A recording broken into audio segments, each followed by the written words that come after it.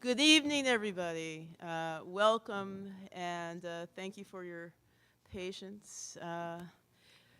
This is the first of this spring series. My name is Renee Green, and as director of ACT, I welcome you to the MIT program in Art, Culture, and Technology lecture series entitled Experiments in Thinking, Action, and Form, Cinematic Migrations. This is the second season in a series of presentations related to the Cinematic Migrations Project. It consists of an ongoing seminar which is taking place each semester, and this spring I am co-teaching it with Howie Chen. Cinematic Migrations is part of a 2-year initiative co-sponsored by the MIT Visiting Artist Program, during which time we are fortunate to host filmmaker John Akomfrah and producer Lena Gopal, who will return from London next week, and whose work with Black Audio Film Collective between 1982 to 1998, and whose more recent work as Smoking Dog Films has been one inspiration for the myriad links we are making in reference to the porous term cinematic migrations. Tonight, I'm very happy to welcome Arthur Jaffa, and it's hard for me not to call him AJ, to join us. His work is renowned as a cinematographer of many films, including the breakthrough Daughters of the Dust, 1991, for which he won the Cinematography Award at Sundance Film Festival in 1992, John Akomfrah's 7 Songs for Malcolm, 1993, 1994 Crooklyn, directed by Spike Lee, as well as Stanley Kubrick's Eyes Wide Shut, and many others. As an artist, Jaffa's work has been exhibited in numerous contexts, including 2000 Biennial Exhibition, Whitney Museum of American Art, Mirror's Edge, Bild Museet Umeå, Sweden, Social Formal Kunstverein in Münster in 2002, and many other venues. And he's also directed a film called Slowly This, and another one called Tree, and another one called Deshotten 1.0 in 2009. Jaffa was born in Tupelo, Mississippi, and studied architecture and film at Howard University. I thought this was an interesting connection for this group. While there, he worked with filmmaker Haile Girama. Oh, sorry.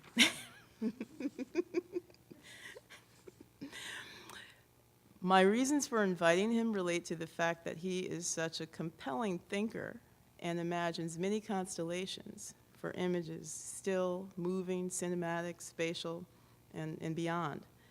Anything I can say as words of description will be an understatement for his own inventive and unique thinking processes in relation to what he creates. I have had the pleasure of being in conversation with him over the years, including him in my own works and having an ongoing dialogue about forms of creating. Tonight, his focus is stated in this way. The realization of a Black cinema is as central to American culture in the 21st century as was Black music to the 20th century. What does this statement imply, and what might it entail? What is Black? What is cinema? What constitutes American culture in the 21st century? What was American culture in the 20th century, and how did Black music function in relation to it? Jaffa explores the socio-economic context, emergence, and evolution of Black cinema and music in the 20th and 21st centuries as culture, commerce, and ideological artifact. Please welcome Arthur Jaffa.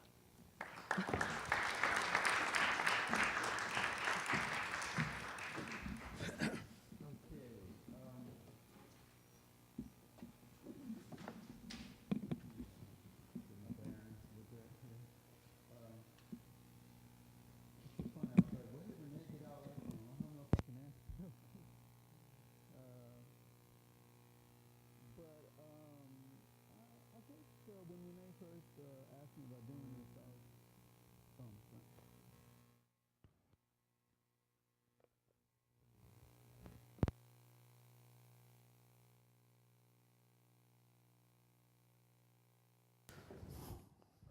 Is it back on? Okay, I'm feeding back. You want to just put it back in? Put it back in. Sure.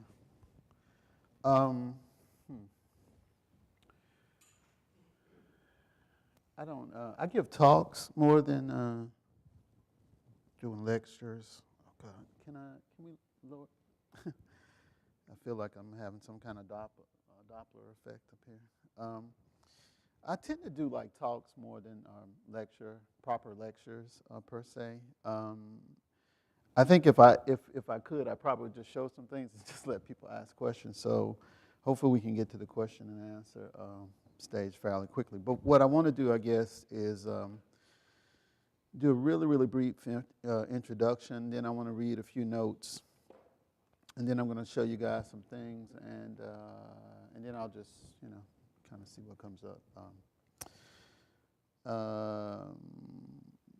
The notice has two things, and Laura asked me what we wanted to call the talk, and I was like, I don't know. And I said, well, let's call it Apex and T-Nek. So I just want to explain a little bit what those two things are. First of all, T-Nek is a company that I started with my partner in crime, Malik Saeed. You guys may know Malik Saeed's work. He also is a cinematographer of some renown. He shot quite a bit for Spike Lee. He shot Clockers, He Got Game, Girl 6, innumerable things with Spike. He also shot Hype Williams' first and only feature film, Belly, which some people may know. And he is also a brilliant director and a close friend and associate for some years. We actually met on the set of Malcolm X years ago. I was second unit director of photography on Malcolm X, and Malik was right out of college at the time. He was actually interning in the electric department, and we sort of hit it off, and we've had a very, very intense dialogue since we first met about film and certain kinds of possibilities, I guess. So essentially what happened is shortly after I shot Crooklyn, which I guess was 95, I forget exactly what the date, it sort of started a process of a kind of erosion of my actual commitment to working inside of the space of, I guess, what we call film proper.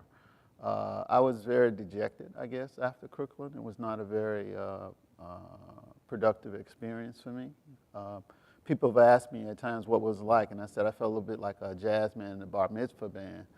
And this is not to diminish bar mitzvah music, which can be quite interesting, obviously. But it really wasn't a good fit, and so thereafter I sort of decided that I was going to actually be much more critical about the kinds of contexts that I worked in. But what I found very quickly that just a little bit of being critical about the contexts you worked in meant I more or less didn't work, because there were just very few contexts that seemed to allow me to do the kinds of things that I was sort of interested in doing.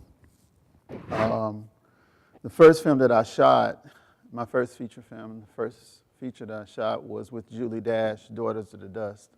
I don't know how many people are familiar with that film. It's a bit of a cult film.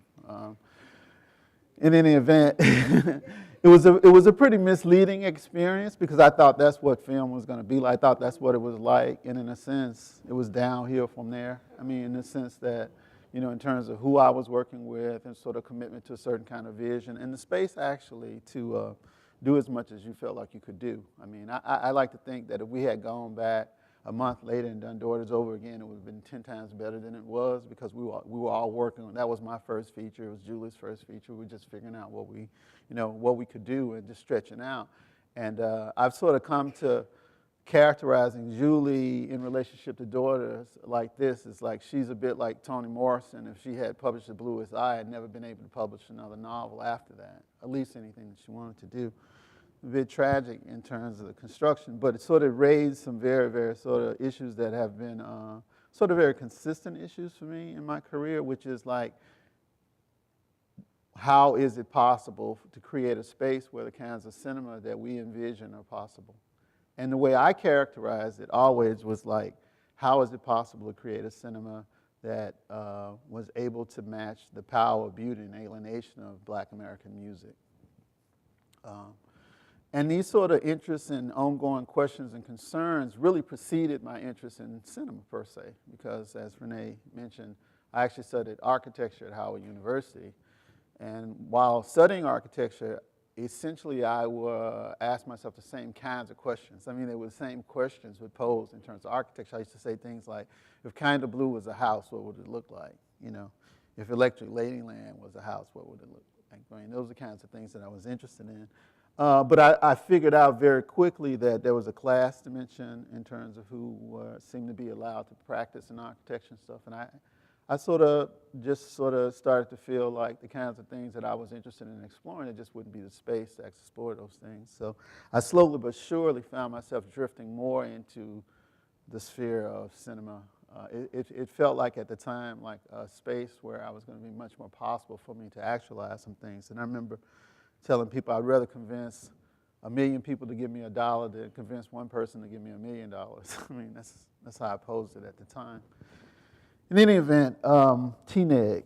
So after about 95, I essentially just stopped shooting for about 7 years. I mean, I just said I got to the point where I didn't really want to work on film at all. And Malik had become a very, very successful commercial director at the time, and had gotten a little bit burnt out in LA, and he moved back to New York where I was living at the time. And I just ran into him in the streets, and we hadn't kept in touch for a few years, and we ended up talking a lot about film. The sort of incipient digital cinema was about to come online. This is about 6 years ago, I guess, at this point now. And slowly but surely, over a 2-year period, we sort of conceived that we wanted to create a film company that was going to actually attempt to structure a kind of sustainability in terms of the kinds of practice that we sort of envisioned. Meaning, what kinds of things would be necessary in order for Black folks, and in some instances not Black folks, actualize these sort of cinematic forms that we were imagining that, you know, like we said, we felt like had some relationship to African American music. So T-Nek, as I wrote once before, was conceived as a movie studio, not a production company, informed by the production philosophies of Motown, Pixar, Dogma, and Techno, with more than a casual interest in the implications of Obama's presidential campaign. And as such, T-Nek is bound fundamentally to a vision of Black cinema that is as central to the 21st century as was Black music to the 20th century, as Renee was saying. So it's really not so much Black cinema is central. It's more like the idea that Black cinema could be as central to this century as Black music, in fact, was to the 20th century. So a lot of actually what we actually started to think through at a certain point. I remember when I was at Howard University, my primary mentor, I guess I would say, was Haile Gerima. And they were very, very preoccupied with this whole question of what is Black cinema. And I used to say, well, what is Black cinema? And they would oftentimes respond with something like, it's not Hollywood, which, was like useful up to a point, but at a certain point it sort of was operating in sort of a dichotomy, a binary opposition that obviously was not very productive. If Hollywood told stories, had narratives, did that mean then Black cinema didn't have narratives? If Hollywood was in color, does that mean Black cinema had to be in black and white? And in fact, these are things that I heard people say at the time. Oh, it can't have narratives, it's got to be in black and white, things like that. So it seemed pretty absurd to me, obviously. So I felt fairly early on, I was like, well, this sort of more or less polemical response to this question of like, what is Black cinema, really wasn't enough, that we had to actually start to think through structurally what it might mean. So first of all, we had to, of course, get some sense of what cinema was as it was conceived classically, and then start to explore not only the kinds of things that we could imagine being possible, but also look very carefully and critically at other national cinemas, for lack of a better way to describe them. And not just other national cinemas, but individual filmmakers as well. I mean, sometimes people laugh, they say, I have a good friend, she always teases me, she says, oh, AJ, he's the blackest filmmaker of all time, but his favorite filmmaker is Andrei Tarkovsky, as if that was some sort of, weird contradiction or something. And I was like, no, I can tell you exactly why I like Andrei Tarkovsky and how Andrei Tarkovsky reminds me of, like, say, Otis Redding. I mean, there's certain qualities of earthiness that I associate with Russian filmmaking, and it's sort of combination of that and the sort of modernist sorts of strands inside of Russian, art and aesthetics and late 20th century stuff produced the Andrei Tarkovsky. So, I'm very, very comfortable with that. But at the same time, as I said, we start to ask ourselves certain kinds of questions. So what I want to do, like really quickly now, is read some notes for a Oscar Micheaux conference that was held a few years ago. Then I want to show you a piece that Malik and I co-directed. It was a kind of, we call it a proof of concept piece. And then I'm going to talk a little bit about what we were trying to do with it. Okay. And I don't know how many people know who Oscar Micheaux was. People know Oscar Micheaux? Just, wow, okay. Oscar Micheaux was essentially a black filmmaker who made his first film in 1918. He made his last film in 1948, I think. He made over 32 feature films. I like to say that he's our Louis Armstrong. The first time I saw an Oscar Micheaux film was a film called God's Stepchildren, and my professor, I won't mention his name now, it wasn't highly, he introduced it as, now I'm going to show you what not to do. They had a lot of problems with Micheaux's work. They had problems with what they would term his politics, his color politics in some ways. They also had a big problem with his form, the form of his films. What I came to understand was that they were basically doing what I call a negative assessment of the film. Basically, they were judging the film in terms of what it wasn't doing rather than in terms of what it was doing. As a matter of fact, like, there's a term that's fairly central to our preoccupations these days that we think Micheaux is the king of. We say he's the king of abnormativity. And what we mean by that, his work is not just bad, it's kind of super bad. And by super bad, we mean it's not just bad, like, it's not bad in a deficit sense. It's not just bad in its refusal to do the things that the hegemonic norms say film would do, but it's very self-consciously bad. It basically signifies its refusal to do those things. David Thompson and Christian Bordwell did these really incredible analyses of Ozu's films. Ozu, classic Japanese filmmaker. Unlike Kurosawa, for a long time, the feeling was that Ozu would never translate to a non-Japanese audience. So his international career started a lot later than Kurosawa's international career. Their analyses of Ozu's spatial systems were very, very profound for us, because what they demonstrated is in the earlier part of Ozu's career, he made quite a few feature films. In the early part of his career, he actually mastered Hollywood spatial continuity, which everybody I'm sure is familiar with. 360-degree, 180 axis, where you can put the camera. If I shoot you with the camera here, and then another person, and then somebody's going to shoot me, there's certain places I can and cannot put the camera without disrupting spatial continuity. If I break that imaginary 180-degree axis, it'll look like the people are flipping.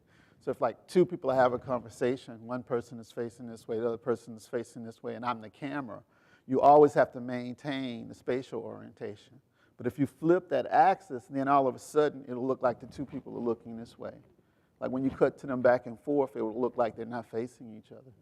Now, that's very central to Ozu's work.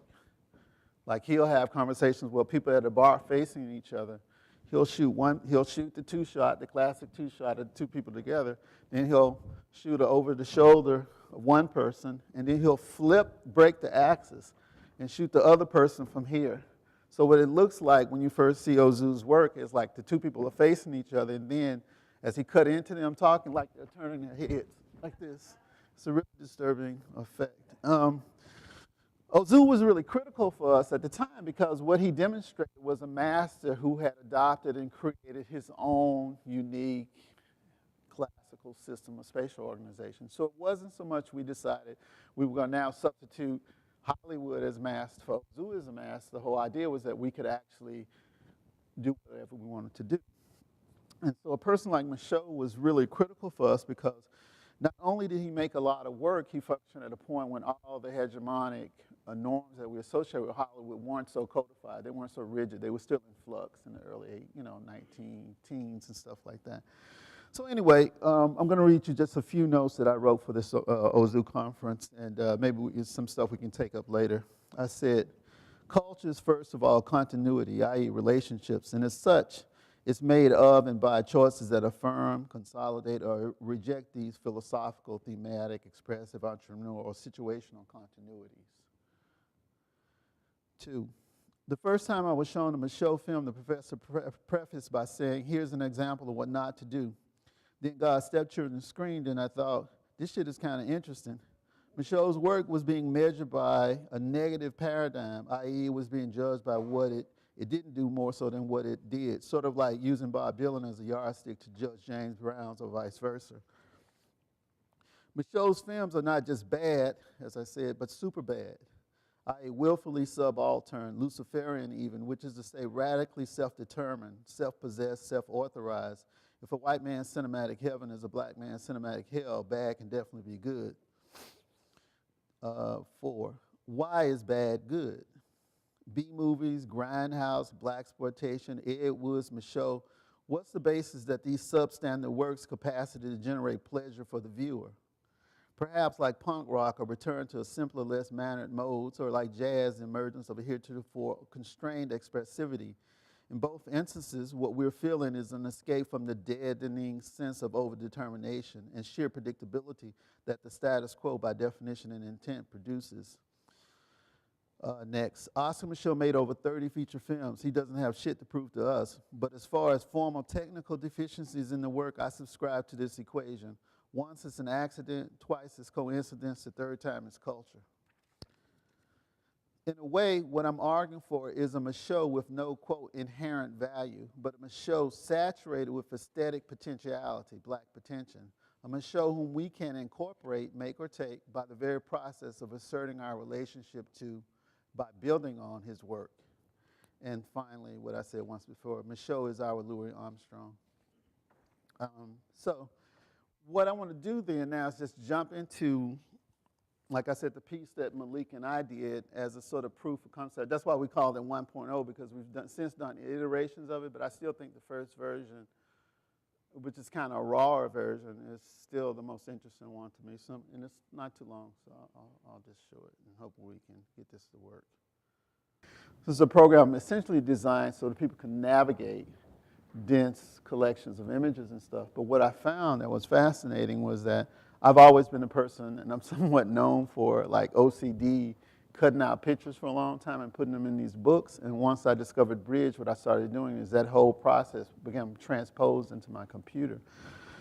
And one of the big things that we sort of found out was happening as we actually started saying, like, okay, what kinds of cinema are we envisioning and stuff, was we realized that in considering all the components of the process of making a film, one of the main things that came up was a consideration of the script itself and how writing scripts had become central to the process of producing a film now. Meaning, you know, most people say like Thomas Ince is a person who made the script central to film and production, because essentially what it was a business tool. Because in the earlier part of cinema, people made films, you know, maybe they might scribble some notes here and there, but more or less what they were doing is improvising the films. Like there's an incredible documentary called The Unknown Chaplain that shows they got access to all of Charlie Chaplin's outtakes, and they were showing him doing the Gold Rush, and it was really clear that he basically had improvised the film in front of the camera, because you could actually see him developing skits and routines in the camera like 90 times, just doing it over and over and over and refining it. So this whole idea of the script then is kind of interesting. And the people that we actually found ourselves saying we thought were appropriate models for the kinds of films that we were interested in making also had a very unorthodox relationship to the script, like say a Wong Kar-wai, who I think something like In the Mood for Love is an incredibly radical and transformative film. It actually gets a lot less credit than it deserves because it's constructed as a romance and style and flash and all this kind of stuff. But in fact, In the Mood for Love, I think, had as much to do of anything in terms of transforming how Asian men are understood as sexual beings. I mean, it's something that happens almost as a subtext in the film. But it's a radical reconfiguration of Asian men and how we view or understand Asian men in the world. I mean, in a way, In the Mood for Love and a lot of other things that we take for granted, because Bruce Lee supersexual being, but had no sexuality. Same thing with Jackie Chan and all those guys. It really was in the mood for love and the work that Wong Kar-wai was doing. But if you look at, say, like the criterion of In the Mood for Love, the most fascinating thing about it is they have a clip on that thing, because initially In the Mood for Love, and I'm not sure, have most people seen In the Mood for Love? It was a comedy in the very Jerry Lewis sense of a comedy. It was slapstick. And they actually have sections from the film. The first, I think, 7 months that they were shooting, it was a comedy. And slowly but surely, it evolved into the brooding thing that most of us, think of. So he has a very flexible relationship with script development and all this kind of stuff. I mean, Wong Kar-wai made one film here called My Blueberry something or another. Horrible. Got to be like the worst film ever made. And I actually went on the set when they were shooting, and I was really curious to see, how it was going to work. And it became very clear that when he came here, they basically shoehorned him into a work methodology that just didn't work for him. I mean, he was really cramped, and you can see how frustrated he was when he was doing it. And I think that has a lot to do with why the film is so bad. But it comes down to the question, again, of methodology and appropriate methodology. I mean, one of the things that I'm very interested in terms of certain kinds of development in black cinema, to me, is this whole idea of constraint and how important constraints are and how important it is to understand constraints. I've often said that if you look at jazz, it's essentially trio, quartet, and quintet music. There's certainly one period from the late 20s to the 40s, big band music, but by and large, jazz is 90% small ensemble music. And I don't think that, that's not accidental. It's not to say that, genius musicians like Thelonious Monk and Charlie Parker and Miles Davis and, you can go on, couldn't imagine large-scale symphonic works, 200 instruments, this sort of thing. It's just that 200 instruments didn't work inside of the socio-economic realities that black people had to operate inside of in the 40s and 50s. So there, in fact, is a tradition of black composers, they call them black serious composers, who wrote these symphonic works that more or less were never performed. They were almost like visionary architects. They were like people who wrote these things, but they kind of more or less existed in their heads. They didn't exist in the social fabric with black people. Even if I had come along at the time saying, I'm going to give you the money to perform this thing, the question becomes, where do you perform it? Can you find a large enough ensemble of people trained to produce the piece? All these kinds of things. So in fact, I think what you see is black musicians, black composers, in fact, focusing collective genius into operating inside of constraints that were real and focusing on how do you get a trio that have the sonic and aesthetic weight of an orchestra. So I think in the same kind of way, and I think it's somewhat relevant to this whole question of cinematic migrations, one of the things I'm very interested in is, on one hand, as a sort of bifurcated product, dual consciousness, triple consciousness, all this kind of stuff as a black American.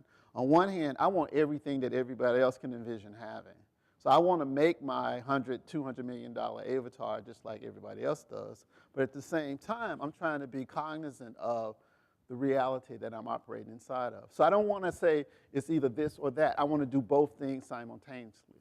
So to a certain degree, with a project like Apex, in fact, what it actually is a product where I conceived the narrative. We started writing it down initially, then we stopped writing it down, and I essentially developed it in my head just by telling it to people. And the picture file essentially was an internal document, so that as I actually told the story to my partners, they could kind of follow what I was doing.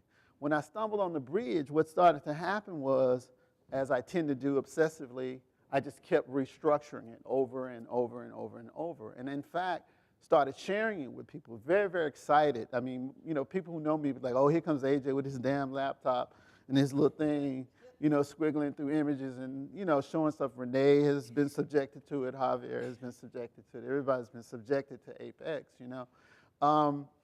But it was very interesting to me how, as I continued to work on it, this is a picture file that I essentially resequenced for, it's been 4 years now of just moving these pictures around, calibrating these pictures.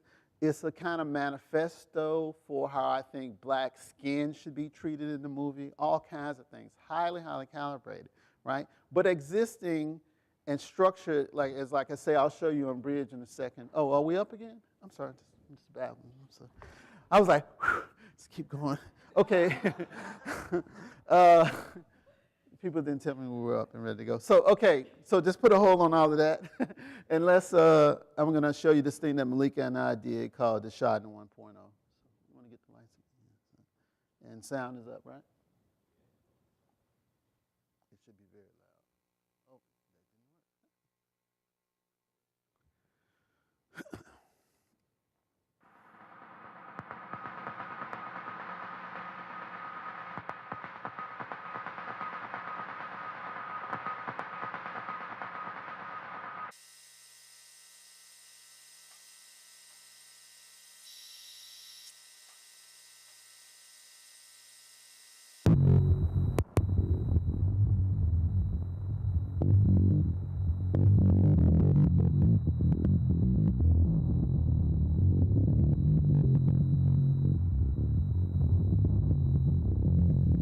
Hide my eyes so you can feel me. Know too much about how I move.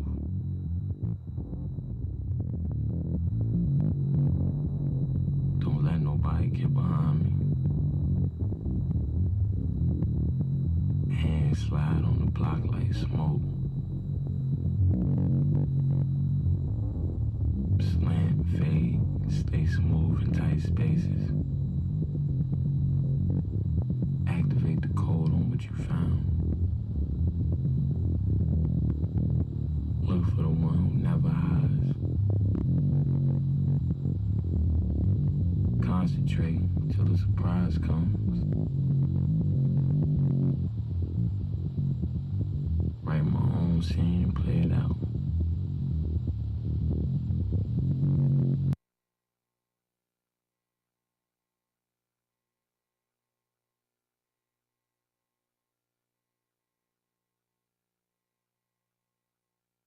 Remember that shit, but don't feel it.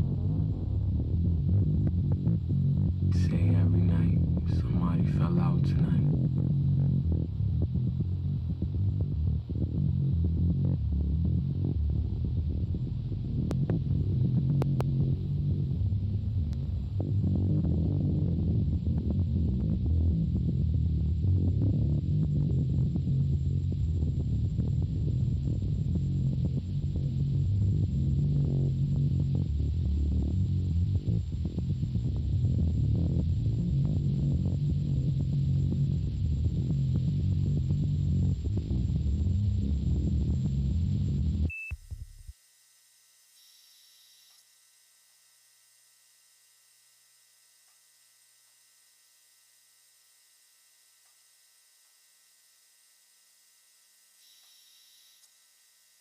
How you doing, Ma?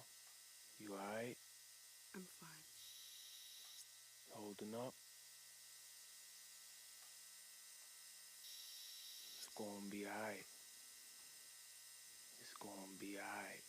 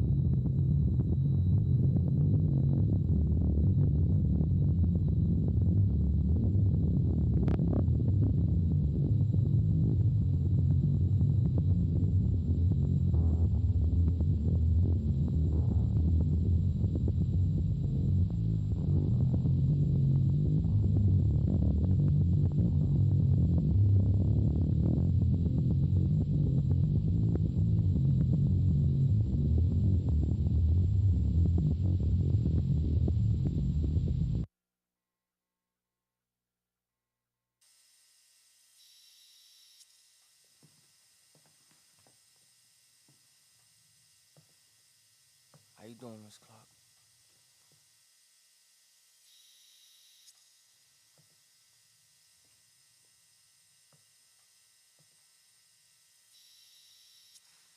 Mom, I'm gonna run out for a minute. Okay, I'm coming with you.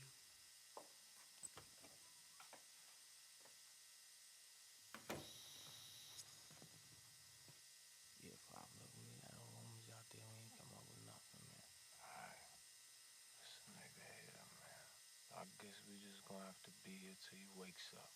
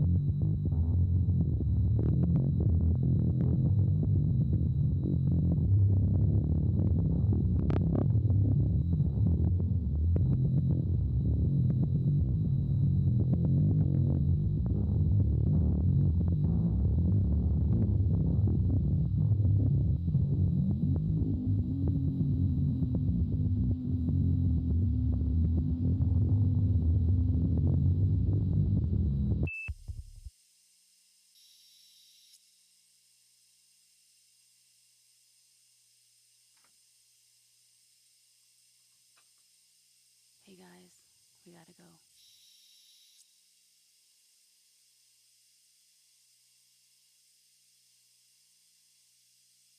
Yeah, we bounce. We gonna bounce.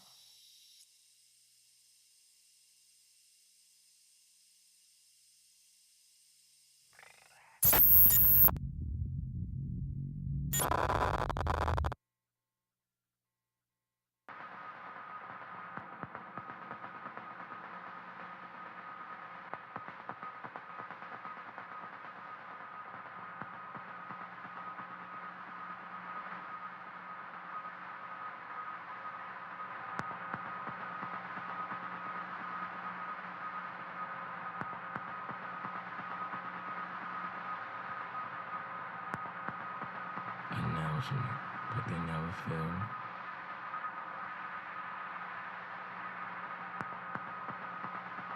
Gather round this motherfucker lost. My drag, my hug, my tip, my ghost, I'm gone.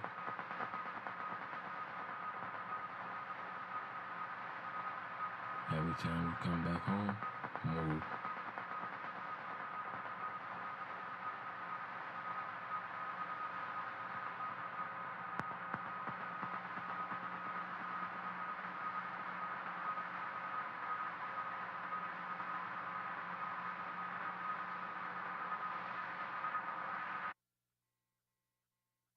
So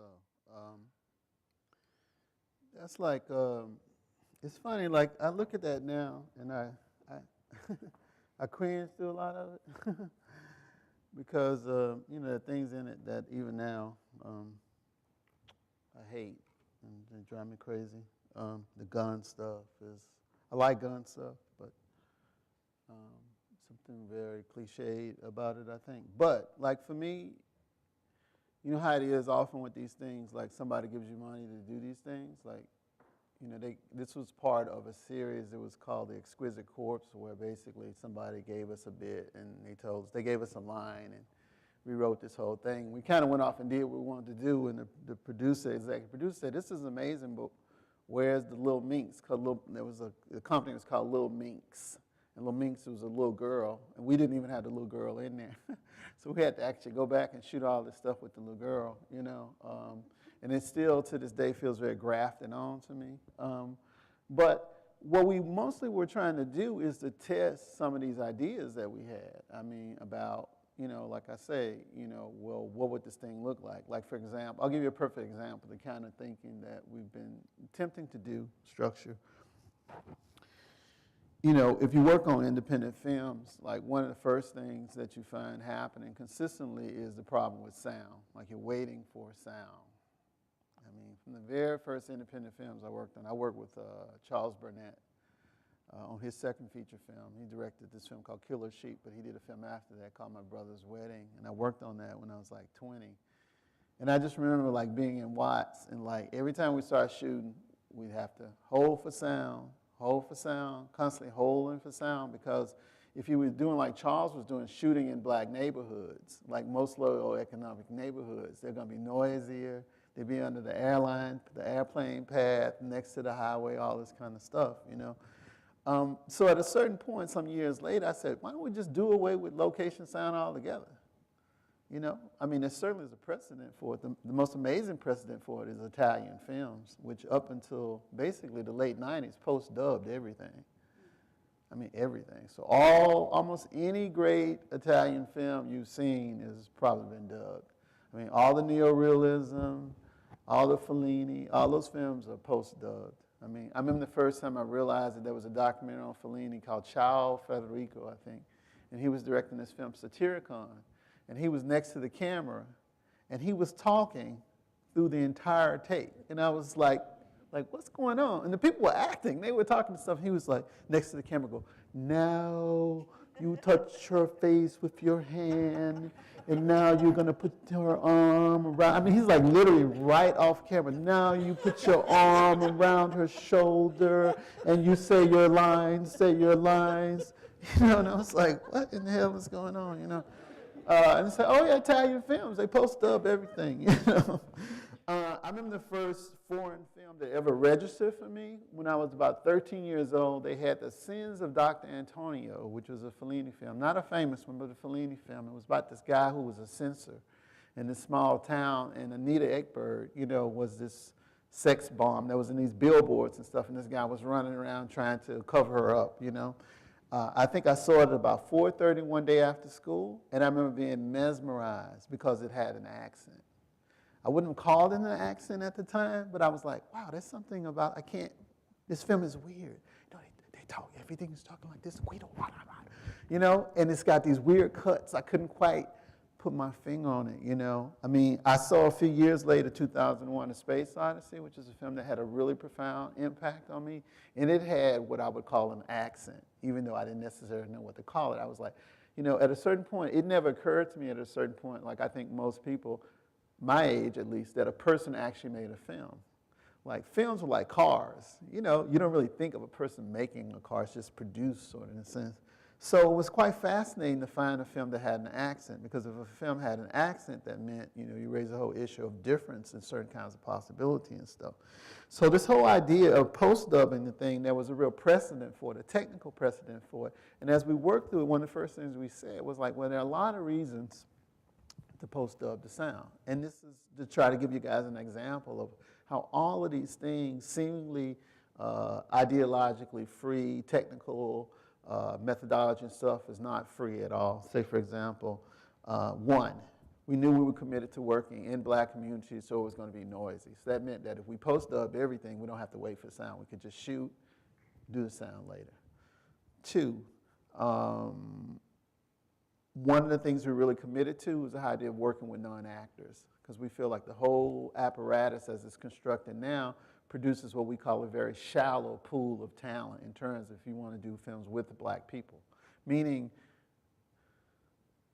the spectrum of people who are interested in being actors, able to have talented enough to be actors, and able to work consistently enough to be able to sustain a career. All those factors tends to shallow that pool down. And then just the fact that like 9 out of 10 times if somebody is casted in something, a white person had to sign off on it. Even if it's a black director, must be a white casting director, somebody else had to sign off on it. So what you really end up with when it comes to casting your film is a very, very narrow pool of people to select from. We used to make this joke. We said, okay, with this film, we want to cast it on the number 2 line in New York between Crown Heights and the Brooklyn Museum.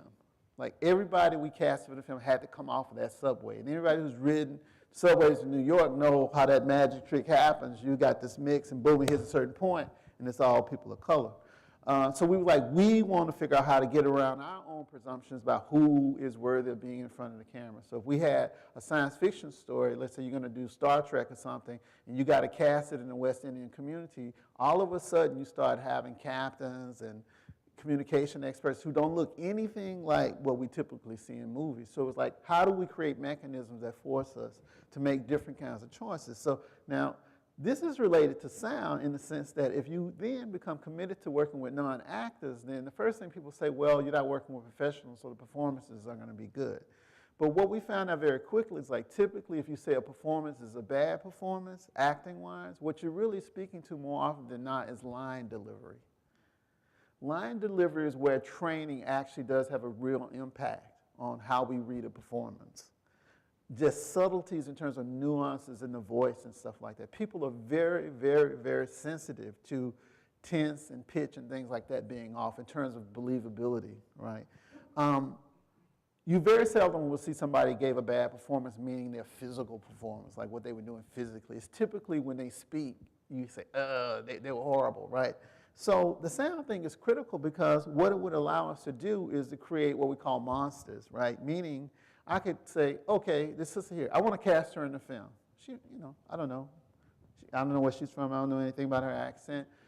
I can cast her, shoot her, like in a Fellini film, as he said, chewing marbles, just saying whatever she's supposed to say. Then I can get somebody completely different to do her voice. Somebody who really is in command of line delivery, and we can do it in post too, where we're not under the pressure of being in a location.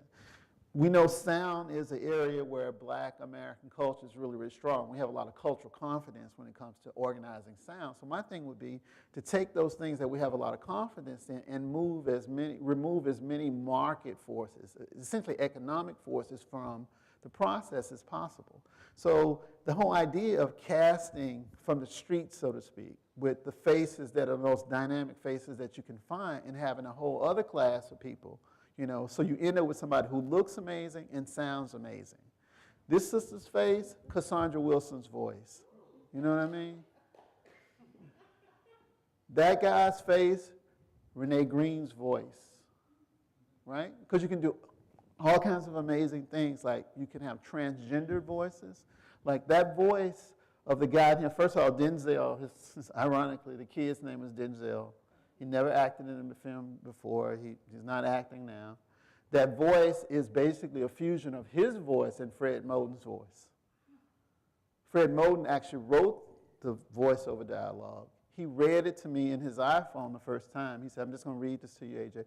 He read it in the iPhone. We sent a recorder down there to record us in Duke to record him doing it, performing it, and decided we liked the original version that he did in his studio on his iPhone. We liked that one better. We took this $150 software called Vocaline, right, which is, they use it on pop records now. It's a very simple software. What it does is takes, if you have a recording of somebody saying, I'm going to the store, it just takes that sound wave, and then somebody else says, I'm going to the store, and it just sandwiches them. Basically, it pitch shifts it so that they match perfectly. It's not even like it was in Italian cinema where they used to use looping, where they actually take a track, make a loop of it, and it would just repeat over and over so the person could stand in front of the camera and try to sync up with what was on the screen. You just hit a button and the computer syncs it up. So what we did was we took Denzel doing it, and we took Fred's doing it, and then we basically meshed their voices together. So it's a weird combination of Fred's cadences and some of Denzel's timbre. So that's an instance of the kind of thinking that we actually felt like we were trying to do, and how this thinking actually becomes multivariant. It becomes multifaceted. It's not just one thing. So I want to work with non-actors. I want to create monsters. I want to be able to take the kinds of liberties with sound and voice that musicians take with sound and voice. Say, for example, all the voices in that is one person. Like the women and the men is one person. That was part of the challenge we set for ourselves. We just pitch shifted that voice. So when you hear the mom saying it, that's a guy, his name is, forgetting his name right now, actually. And all the different guys who were talking, that's one person as well. You know, people sometimes say, well, dubbing is bad. No, bad dubbing is bad. Good dubbing, you don't know it's dubbed. I've never heard anybody say the Smurfs is bad dubbing, and obviously that's dubbing, for example. So the whole idea then would be to look at as many different aspects of the methodology, the protocols and stuff as we can, and reconsidering them in light of our circumstances. It's not like to say we have to do anything, but it's like, does this work with our circumstances? Constraints are really, really important. How might this free us up to do some things that we might not otherwise be able to do? And it works in a very different kinds of ways. Say, for example, I'll give you one more example of how this thinking works. It's a kind of reverse engineering. Like, say, you think of classic Technicolor films in Hollywood, Gone with the Wind, Ridden on the Wind. You know, that Doris Day look where you get those beautiful salmons and pinks and stuff. It's a very specific kind of thing that has to do with the ink dyes that were available at the time. You really can't, literally speaking, reproduce those colors right now. I mean, what Todd Haynes did a film called, what was that film he did? Far From Heaven, exactly. Where he basically tried to replicate that look. And it's a bad simulacra of that look because it really kind of was impossible. Now, when you start going back in time and you start looking at certain technological junctures, like choices that were made in light of what was available at the time, you can go back and reconsider those things, and you find that many of the things that we associate, associative aspects of certain technical choices are arbitrary, meaning when you think of Technicolor films, you think of a very stable camera work. The camera is very static, smooth, very classical, right? It, in fact, is not because the people were attracted to that color were classicists. The cameras were 3-strip Technicolor cameras that had massive magazines. They literally could not be moved very fast. In the same way, when we think of, in the 60s, black and white, grainy cinema, we think of a handheld, volatile kind of look. It had to do with the kind of cameras they were using, eclairs on their shoulders and stuff. And so that became part and parcel of what we associated with new wave cinema and this kind of stuff. Like Breathless is another great example of that. Godard's first film, which is all post-dubbed. Everything in there is post-dubbed. Godard is the worst ever. He basically writes the scripts overnight, writes a dialogue, and says it to the people and have them repeat it to him. That's how he still works, right? And then they post-dub everything. What starts to happen when you start doing this process of, in a sense, deconstructing or reconstructing the history of certain sort of technological development is you start to get kind of possibilities that wouldn't have existed. Like, say, for example, a Technicolor look with a shaky handheld thing. You couldn't do that because the camera was too big. But now that we're getting into this, now that the digital thing is starting to develop the way it is, they're starting to be able to emulate those film stocks. So you can pick and choose. You'll be able to have something that looks like it was done with a camcorder, but it's a widescreen Technicolor look, okay? So we have to then, I think, go back and think through all the various protocols, understanding that those protocols typically develop in response to a set of assumptions and expressive desires. Those assumptions or expressive desires may or may not line up with the kinds of things that we want to do. Like I like to say sometimes that, you know, Jesse Norman, Leontine Price, they sing opera. Those people are great at what they do, perhaps even geniuses at what they do. Perhaps, you know, I don't know opera well enough to say, I'm sure you probably can make a case that they bring a black or Negro sensibility to what they do. But to me, it's not Aretha Franklin.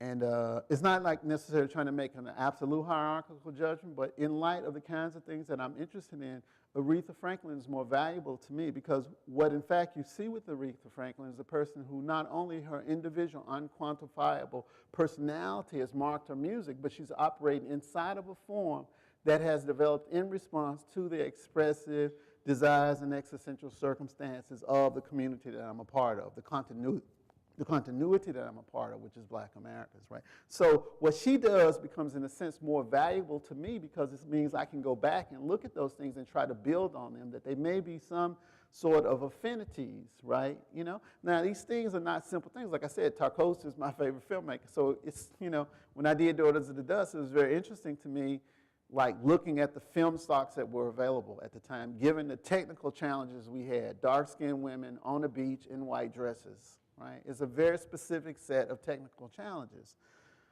Kodak uses that China doll complexion, and it's actually calibrated, engineered film stock to optimize a certain complexion. If you fall outside of the range of that, you're automatically in trouble, right? So what we had to do is look at the stocks that were available. People oftentimes would ask me questions when they used to ask me about doors. They would say, what film stock did you use? And I would always say, that's the wrong question to ask, because that film stock was discontinued 2 years after I shot with it. The correct question to ask is, why did you shoot with the film stock that you shot with? And then that behooves you then to answer all these other questions about making choices inside a constraint, right? Now, in fact, I ended up shooting on Akomfrah. Who can explain it? It's a German film stock. It was developed by the Nazis, so there's no like linear coherent thing about it, you know? But I knew the film stock because David Watkins had used it on Out of Africa, which at the time I thought was the most beautiful I'd ever seen black people in a film. So that kind of thing. So you constantly have to, I think, if you're trying to do what we're trying to do, is come in and actually don't take anything as a given or as an assumption. Okay, so now having said that, let me just read this one thing real quick. And this is going to be somewhat abstract, but then I want to jump right into, do we have time? I said, I'm good on time? I'm good on time, okay. And then I want to jump right into Apex a bit. As I said in the beginning, I'm very much preoccupied with this idea of what would this sort of imaginary cinema, this black cinema look like, and how might it be different? I've looked at music a lot. I'm a person, people who know my interests know that I've spent a lot of time looking at how to, formally speaking, apply certain formal parameters of music and apply those to film. Like, for example, one of the first things I was really preoccupied with was this idea of manipulating motion in accordance with black vocal intonation. It's something I've spent a lot of time looking at. Like, how can, in fact, the very movement itself be black, for lack of a better way to describe it. In the last 2 years, I was sort of introduced to this guy who you may or may not have heard of. His name is Storyboy P. Anybody ever heard of him? He's a young man out of Brooklyn. I think he's like 23 now. And he's already kind of a legend in Brooklyn because he basically, for several years, would battle anybody who wanted to dance against him. And he is, without a doubt, the best dancer on the face of the earth.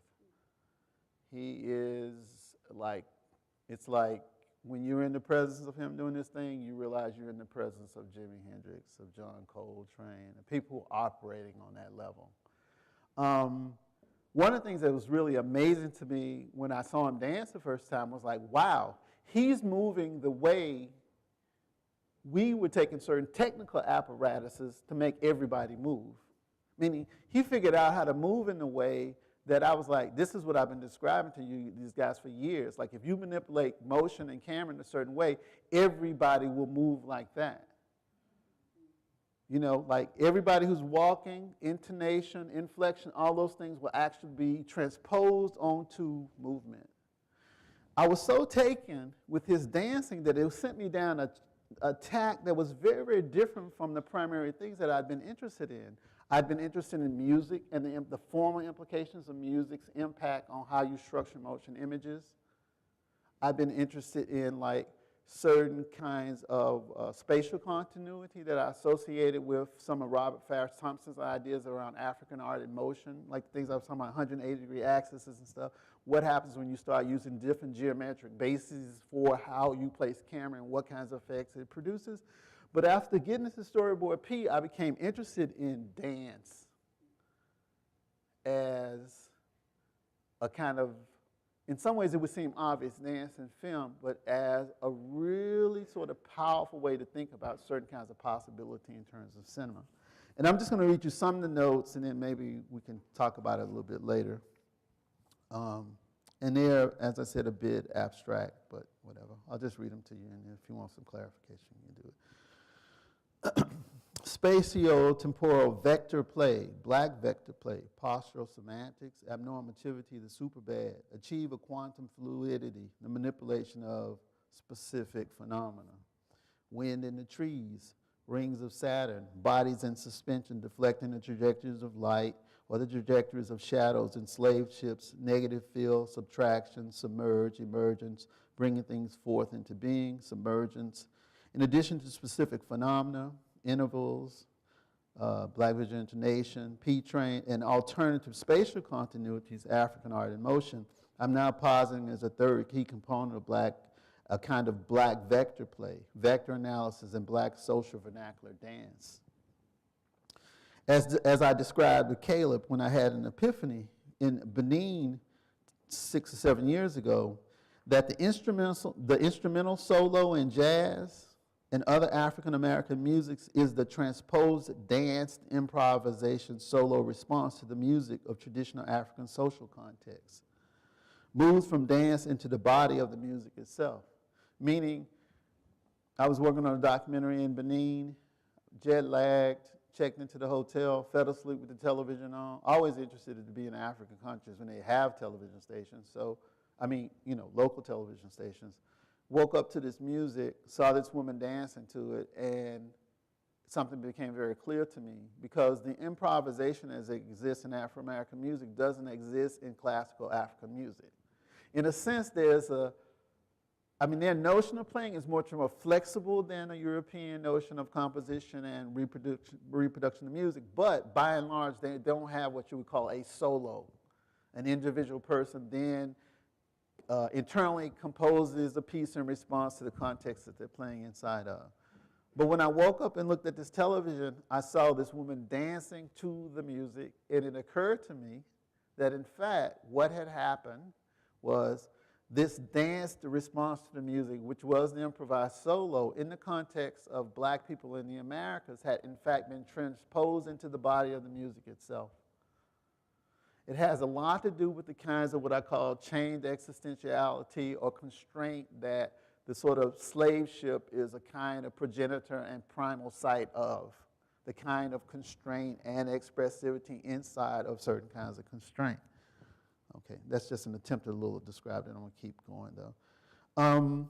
Black vernacular dance and expressive play / manipulation of vectors and probable trajectories, decompositional patterning, deformation, and wild-style graffiti as in Phase 2, Case 2, Rhymo Z, permutation of alphabets, a soul materiality, Black bodies as raw material, the culture that will survive in the future is the culture that we can carry around in our heads. That's a quote from Namjoon Paik. The Middle Passage in Afro-American expressivity, immaterial inversion and subaltern assertions, spatial play. These Africans, nascent Black folks, can see the future, though probably perhaps not profit from it. Igbo landings and mass suicides, when they peeped what they were about to experience, when they saw what this land held in store for us, they fly back home, abandoning those bodies. Those for whom this did not work, those for whom the chained existentiality of the Middle Passage served as a beginning, not an end, as an incubator of monstrosity and insipid majesty. In other words, our folks, those original Black beings, our mamas and daddies, going forward then, for better for worse, committed to an ethos of survival at any cost. Hence, the equal parts genius pathology, tragic magic, so central to Black being in the Americas. Nyama and Black monstrosity, psychosocial impediments to transitional Black development, and the Diaspora and its internal divisions, what we see, what they see. Dark matter entities and the perpetual misery of Haiti. Black iridescence, like in oil spills, spilt Black being, Black incandescence, images versus pictures.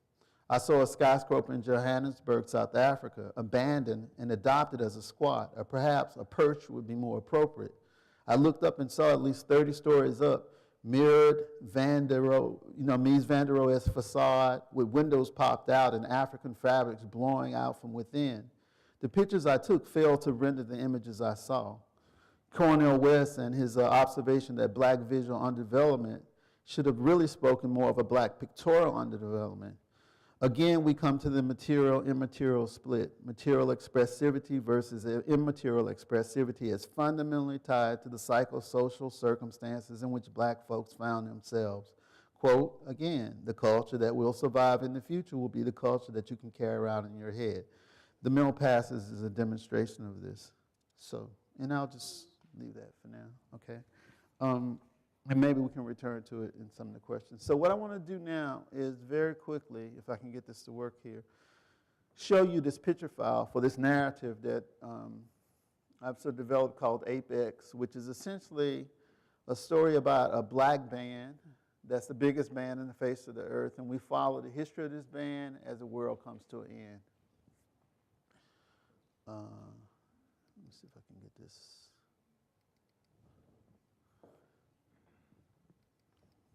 Am I close? This bridge. Yeah. Oh, it is bridge. I'm sorry. My bad. I'm sorry.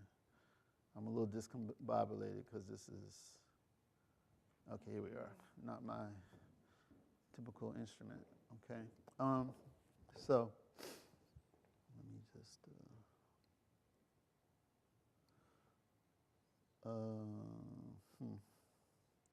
I don't see the.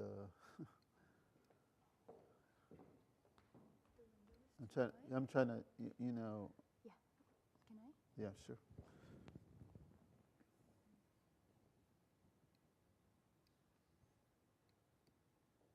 Okay, great. Thank you.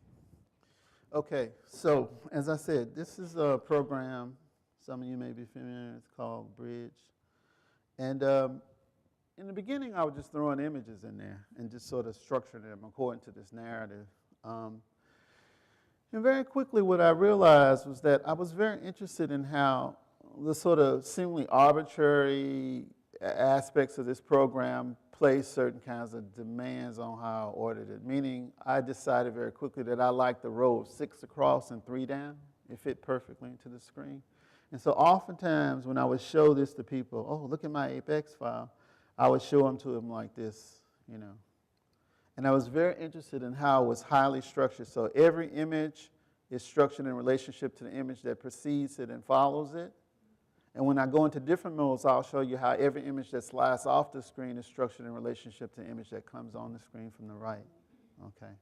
So I would show people like, I would say, yeah, this is kind of cool because then you can see all these images in relationship to each other. But I would say, you know, there are 2 other cool ways you can show it on Bridge. You can show it like this sequentially, which is a completely different kind of iteration of the same material. Or my favorite way of showing it, which was like this.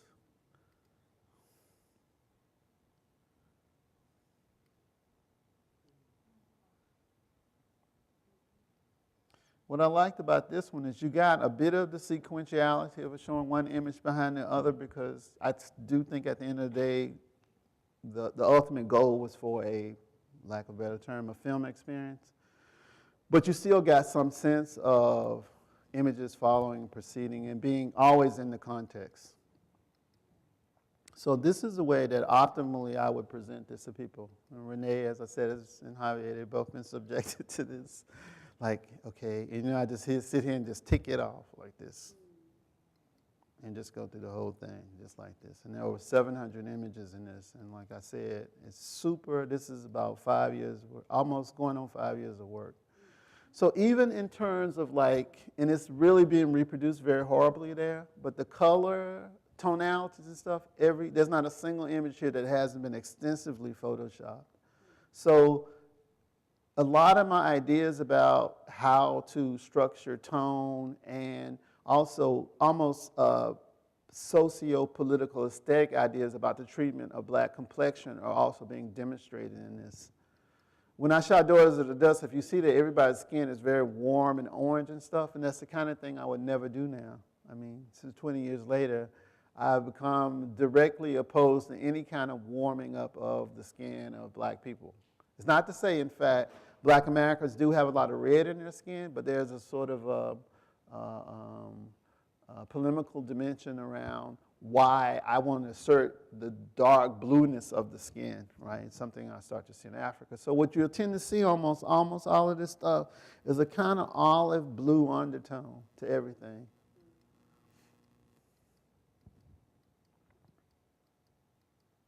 And sometimes people will say, oh, slow down, it's going too fast, or it's going too slow, or oh, go past that image, you know. So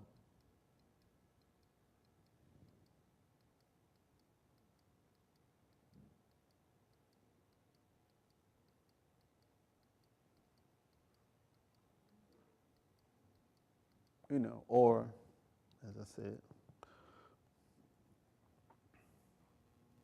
See, and all this thing, it's a little bit like an essay in a sense, because like one of the central conceits of the narrative is that Mickey Mouse is an African god. And like, say for example, with these two images is what that's about. Like to me, you can't argue with this and this. Clearly that's the same dark matter entity, as they would say in Haiti. So that is how this thing existed for the past more or less 4 years, okay? And like each section of this is directly related to a specific part of the narrative as it exists, which we actually did at some point have to write down because we had to register it with the WGA again. It was a business thing, we had to write it down. So there's a 120-page treatment for the narrative. But this to me is still more like the actual thing. It's the actual scenario. It's the unconscious in the sense of the film. It's a kind of trailer for a film that in all likelihood will never be. I mean, it's bare minimum $100 million to make it. It's an Avatar-esque type thing. It's big, it's epic. We've sort of described it sometimes as like a black 21st century Lord of the Rings. I mean, it involves sex, the end of the world, artificial intelligences, a lot of different things, okay? Now, what happened I never shown this, as I said, internal document in public. I did show it in the class once because a friend asked me to do so, but never really presented it in public. About 4 months ago, Malik and Khalil Davis, the other principal in T-Nek, called me. Actually, I was shooting that day. They called me and said, Agent, you need to come out to the studio because we have a studio space in East LA. In that space, we have a 2K projector. We have Jamaican speakers. The guy who is considered the greatest designer of sound clash speakers in Jamaica, dance hall speakers and stuff, lives in Baltimore, so we commissioned him to make a set of speakers for us. So they're like 8-foot-high bass bands and drivers and stuff. So they say, come out, man, we got to show you something. And I said, what? It's late, I'm tired. They say, just come on out, come on out. And what they did was they took this thing that I live inside of and they put it on a timeline. And they put this music I, in fact, had given them that I'm obsessed with. As you identified earlier, Robert Hood, Internal Empire, which I think is the greatest techno album ever made. They put this music under it, and I was shocked myself. I mean, it was really weird to obsessively be inside of something and then have somebody else give it back to you and be, wow, kind of, I mean, it's why partners are interesting. Like, just to say, for example, like that piece I showed you guys earlier, Deshotten, one of the things that was very interesting to me about it is that I co-directed it with Malik. I never really co-directed anything with anybody, We're all very A-type personalities. So it was quite an interesting experiment. And afterwards, I didn't say anything to him for a few days. He called me about 4 days later and said, hey, man, how did you think that went? I said, I think it went all right. He said, it was kind of interesting experience. I said, yeah, it was kind of interesting. He said, I think it was like one of the deepest experiences I've ever had. I said, I was feeling the same way too, but I was afraid to say it. And our models would be like on one hand, Deleuze and Guattari, which I think is very interesting, the way they sort of erase the difference between the authorship of 1,000 Plateaus and things like that. But the real model for it, again, is jazz, and how inside of the jazz paradigm, classically, you might have a leader, but essentially everybody's co-composing the thing. So in terms of partnership and actually having things that are your things, but giving them over to other people has been a very, very interesting experience to me to have some people take my thing and do what they did with it. And of course, we tried to went back and try to refine it and stuff like that, and we found out a little bit of why it was powerful in the beginning. It was just so fucked up, kind of, you know. So I'm going to show you guys Apex as a timeline, and we'll, you know, you'll see how it's a very, I think, a very, very different experience from. So what did I just do? Did I get rid of it? Where is it? Yeah, this is it. Okay, cool. So again, forgive the start because I don't know how to get that bar off, and let me make sure I got the full screen at least. So it's not a movie. I'm not sure what it is. I think as my son is obsessed with Pokemon, so I'm starting to learn about Pokemon and evolution, I think it is a project that is in the process of evolving from one stage of cinematic being to another. So maybe this is getting towards Chris Marker kind of thing now, but I don't even think it's quite there yet. So anyway, Apex, trailer, scenario, I don't know what it is. Loud, too. Oh, didn't play, did it? Should have played.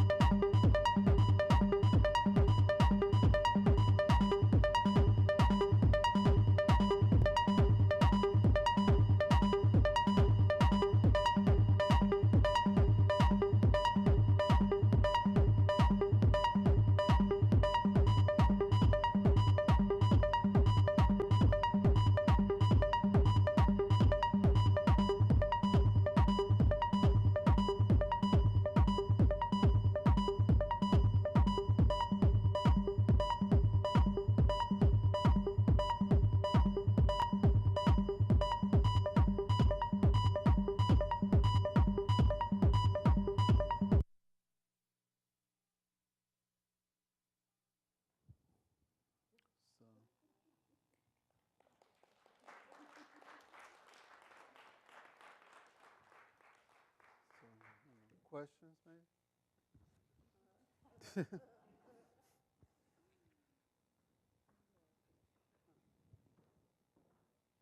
Got to be some questions.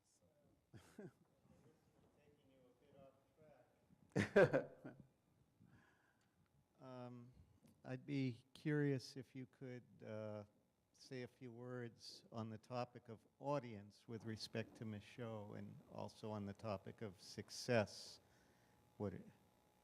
How do you relate to those thoughts when you think of Micheaux? I mean, like I said, to me, my Micheaux, my Oscar Micheaux is an imaginary construction to a certain degree. In some ways, he's countered the kinds of things I heard about him in the beginning. I went, like, within 3 months of seeing Micheaux for the first time, because I was in D.C., went to the Library of Congress, and just, you know, as you have to do that, book screenings ahead of time, and I spent, I think, that Thanksgiving, 4 straight days just looking at Micheaux films all day, you know. And also finding things that he had written.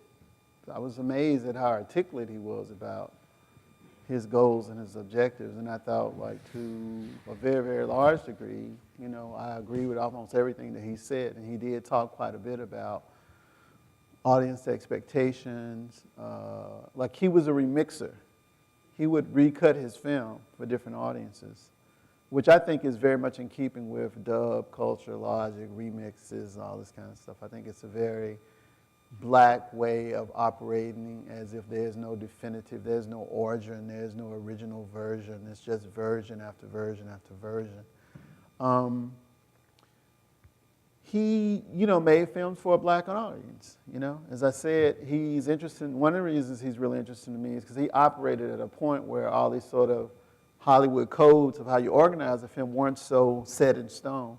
So there are a lot of things that he did that, you know, you could almost sort of apply to him, or kind of, they were sort of, for lack of a better term, Africanisms. You know, things that were not so much arbitrary, but things that seemed to be tied in some way to maybe a black way of approaching things, you know, how black people, I mean, the whole thing is like this whole notion of how would black people, what would they do with the apparatus for cinema had it been given to them? I mean, it's an imaginary exercise, obviously, but if it had been given to them in some way where there were no presumptions about what you do with it. But you could almost say the same thing about cinema in general. I mean, cinema went to a certain direction, and at a certain point, it went the path of, like, theater. But it didn't necessarily have to go that direction. It could have been painting. It could have been a lot of other things that, in some ways, it's kind of becoming now as cinema has finished its first 100 years. So in terms of the success part of it is, I was trying to talk to this a bit earlier, in the sense that I think for me it's like really important, so that I don't go down the path I went down once before of dejection and demoralization, is to adopt a multi-pronged attack, and to make myself very comfortable with the idea that if this is the only apex that ever exists, that is fine. I think it's quite an interesting little thing, you know, for what it is. And I'm definitely going to make feature films. I may not make all the things that I would like to make, you know. It may be outside of the scope of what I'm able to mobilize socio-economically in this particular time space. And so I'm trying to be very comfortable with that and understand that, you know, as they say in Africa sometimes, like, there's called a deification of accident. Like, it's just another way of saying constraint oftentimes create certain kinds of possibilities that one wouldn't otherwise arrive at. So I'm trying to be very comfortable with the things that I'm learning from having to work on this level, because I do think these things are going to have a profound impact on, when we get the $100 million, you know, how we operate. Because we're very committed to the idea that we have to have a philosophy and an ethos such that when the money comes down, we don't change the way we operate. Because I've seen it happen time and time and again in my career. I mean, Daughters of the Dust is a really good example. We tried to raise money to make it. We raised about $35,000, which was pretty good for 1990, and that was it. We sort of tapped out. We had explored every avenue in National Endowment of Humanities. We just weren't going to get any more money. It was kind of clear. So Julie and I said, well, Julie, let's just shoot. with what we have. Let's shoot as much of it as we can with what we have, and we'll just go down this path. So we went down from Atlanta to South Carolina and shot about 45% of the film, not quite half of the film, with $35,000. Cut a trailer together, 3/4, me, U-matic. Julie went out. They had a women producers conference at Sundance. She projected the trailer. Lindsay Law saw it. Well, he was the head of American Playhouse at the time. Walked up and said, "We love it. We'd like to do it. What would it take for you to finish it?" Julie and I sat down. We said, "Okay, cool. Let's make a budget." We made a budget, $880,000. They said, "Great." We went back the next summer, threw out everything that we had shot before, and could not finish the film with $880,000.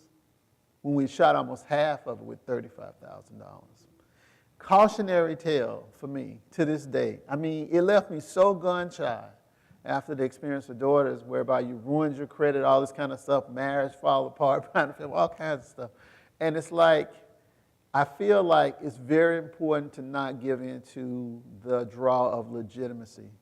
Because once we had that money, all of a sudden, there were things that we started doing that we only did because we were concerned with legitimacy. There's no other logical reason to do some of the things that we did. I don't often talk about it in public because if you do find yourself talking about Daughters in public, people want to hear these sort of inspiring narratives of how we did it. They don't want to hear like, yo, credit destroyed, marriage over, 2 years away from like serious depression and like lots of therapy, Donald Krim, who distributed it for Kino, made millions of dollars on it. I made about $10,000 on it. Nobody wants to hear those narratives. But so to me, it's been a long, slow haul back to this whole very question of what is success.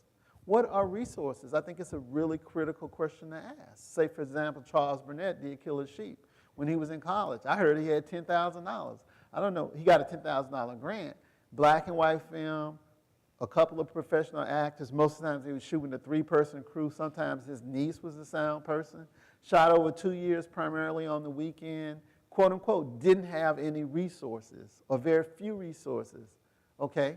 Look at Charles's career since. That's a sublime masterpiece. He's since had millions of dollars to operate with, and it hasn't come within striking distance of Killer Sheep. So it's really important for us to ask, what are resources? And what do resources do, and what do they demand? Like getting a big budget on a film is not like winning the lotto where you can basically take that money and put it in the field and burn it if you want to. You know what I mean? It comes with all kinds of very serious kinds of constraints that are placed on you, I like to say one of the reasons black cinema doesn't exist in the way I would like it to exist and that it's underdeveloped is there's no space to play. So if somebody gives you $10 million, there's very little space to play. It's a job, you know what I mean? And a lot is at stake. So the thing is, how do we create methodologies, protocols, and stuff that create a space to play? How do we make it fun? I never think of going to a set as fun. Never. I always have military metaphors in my head. We got to mobilize, we got to focus, we got to take this mountain, all these kinds of stuff. But I never think of like musicians, like, if you're in Jamaica, you go to a recording studio, it's like 2 people recording, about 50 people hanging around, smoking, weed. It's like everybody wants to be there. It's fun. It's never like that on the film. So my thing is like, how do we actually think in those terms? How do we make it a place you want to be versus a place you don't want to be? Like I said, the things I've worked on, more or less, I fell out of film because I didn't like the people I was working with. I would spend like 14, 16-hour days with people I didn't have nothing in common with. I'm not talking about even the racial thing, too, because a lot of people who work in film are not artists. They're not interested in art. They might as well be construction workers. It's a good gig if you can get it. Nothing wrong with that, but it just meant you're spending a lot of time, with a bunch of people you have nothing in common with. So a lot of T-Nek and all the kinds of things we're interested in are trying to address some of these questions before the money comes down, and we hope the money is going to come down. So I don't know if that answered your question.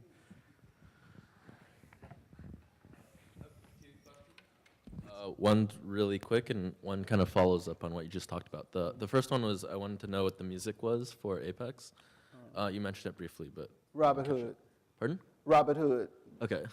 It And turned on Empire. The name of the that second one is you mentioned the difficulties of scaling up like a production from $1 million to $100 million. Do you have any examples of directors that were successfully able to do this, create a larger magnitude piece while maintaining the organicness that Oh, yeah. kept them interesting? Yeah, originally? definitely. I mean, oh yeah, I could, like Stranger in Paradise is a great example.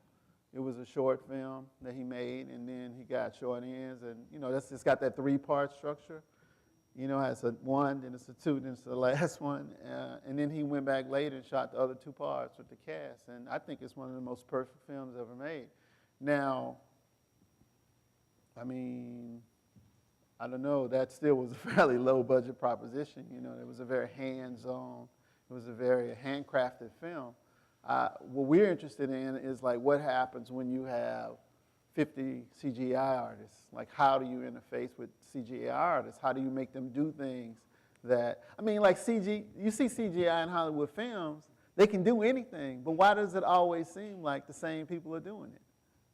Why does everything look like vaguely, like in a sword and sorcery movie, everything looks like it's vaguely like Europe, or just like certain part of European history? You know what I mean? It's just like, we started looking at production designers, they all had read The Hobbit. You could see every single person was obsessed with The Hobbit.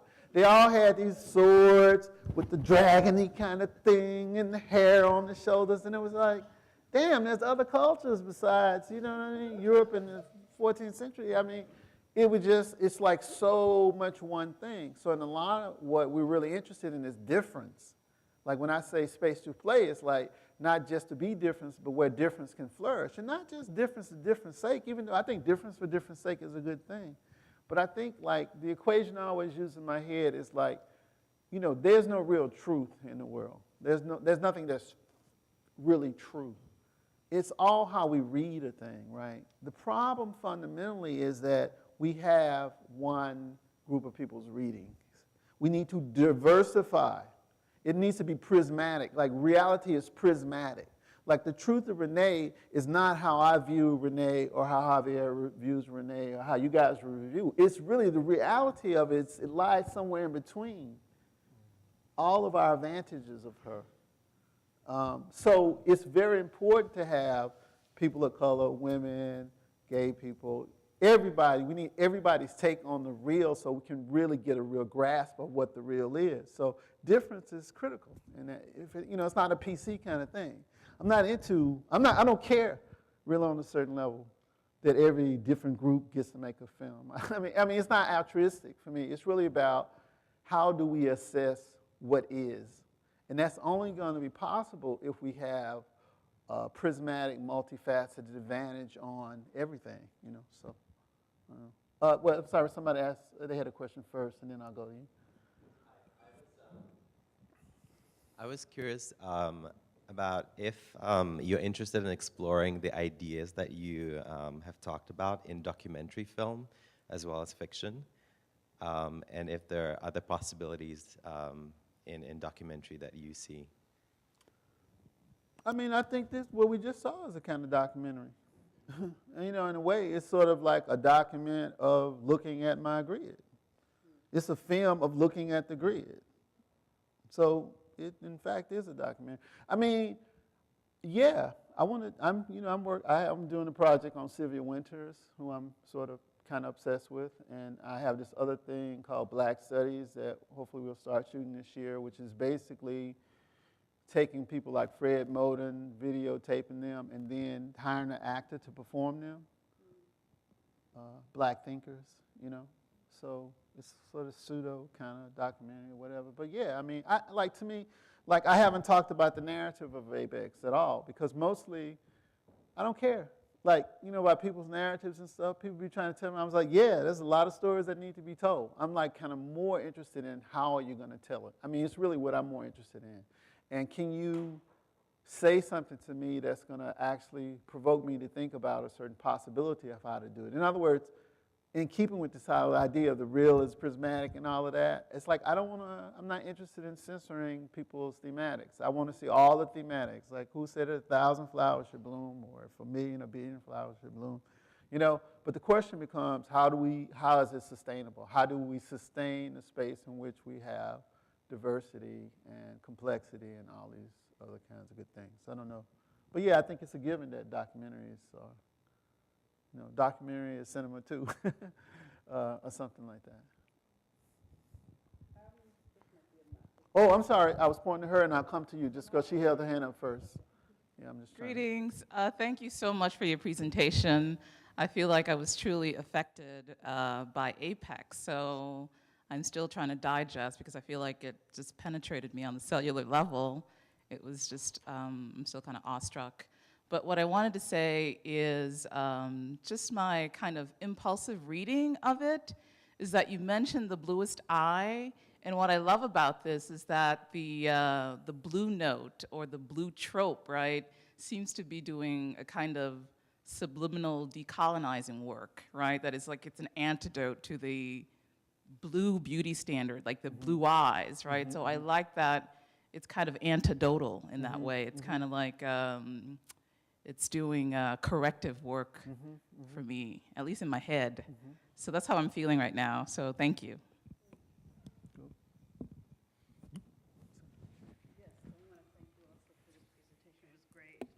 And I was also very moved by this. I kept wanting to cry at certain times.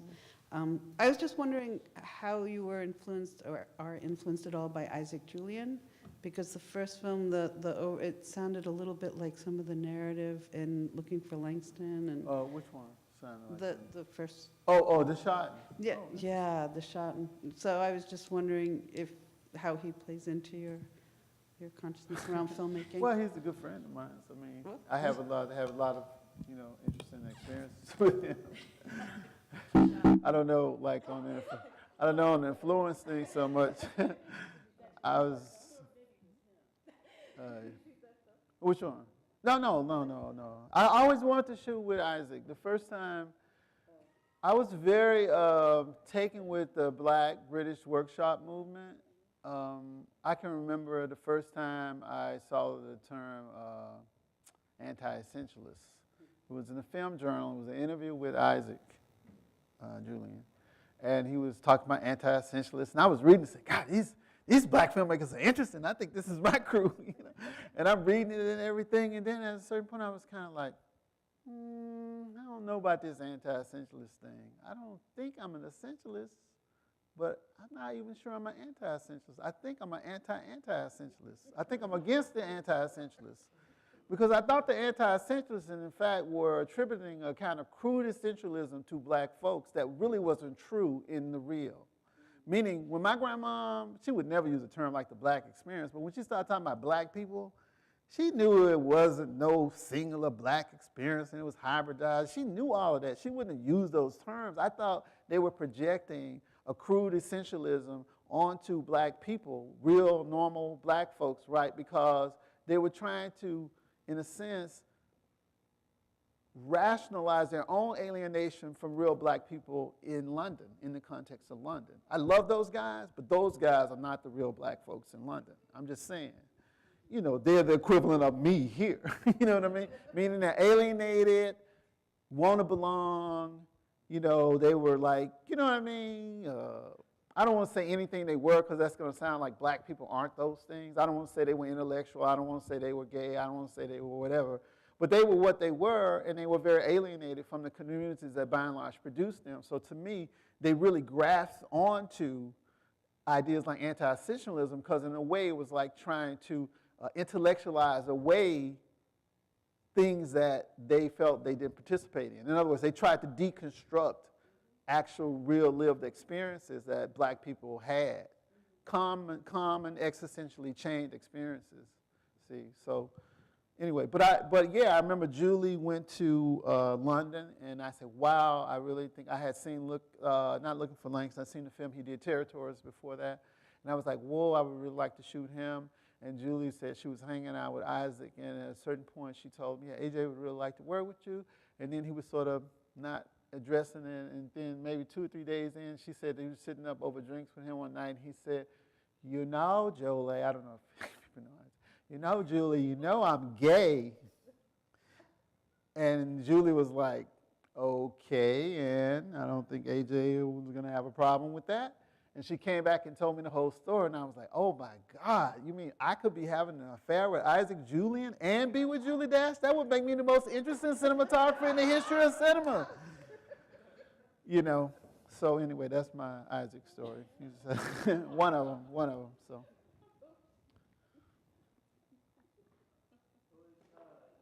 It was really compelling to hear you talk and show, you know, many of your streams of ideas, like the lady introducing your friend said, constellations you have. It's amazing to see the power and possibility of, for lack of a better term, drafts. Yes. One of the many things you say makes me think of that, and that's kind of how I relate to things. Mm-hmm. I love the Arcades project much more than I do any Walter Benjamin essay, that sort of thing. Yeah. The images in this, so captivating.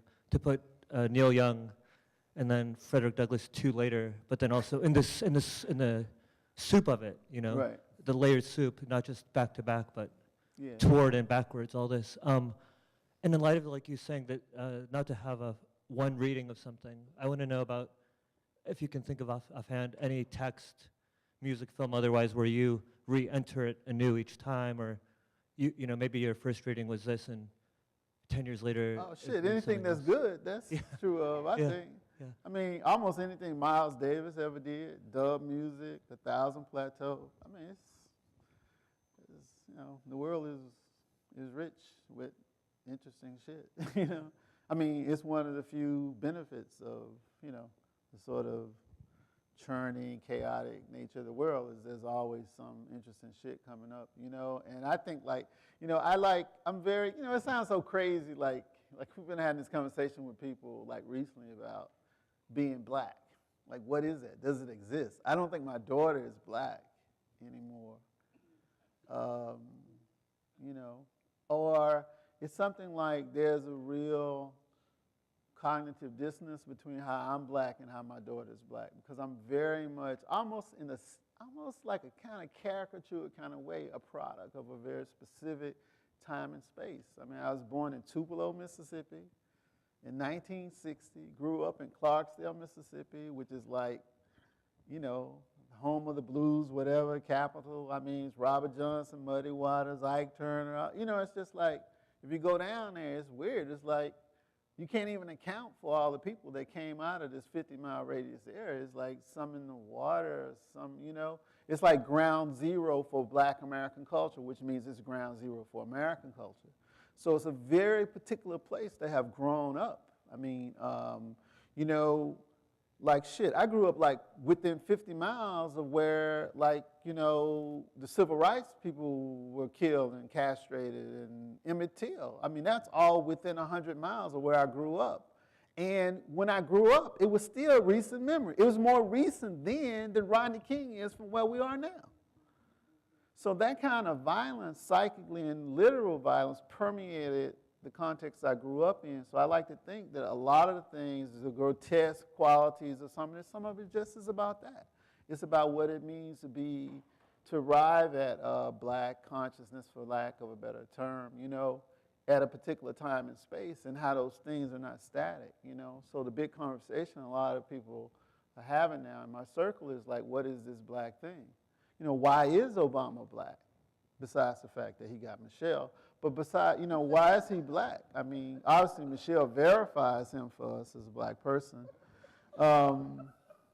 But why is he black? I mean, I sort of worked through it, and I figured out he's black because he basically deploys what I would call a kind of stereoscopic cognition.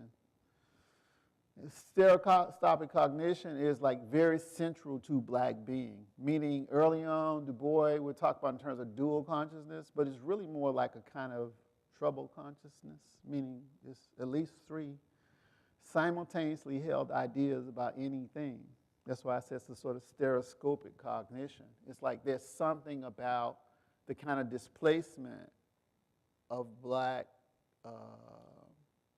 cognitive modalities that I think that. So despite the fact that he grew up in Hawaii with his white parents and with his white mom and really didn't know his father, he arrived at that type of thinking.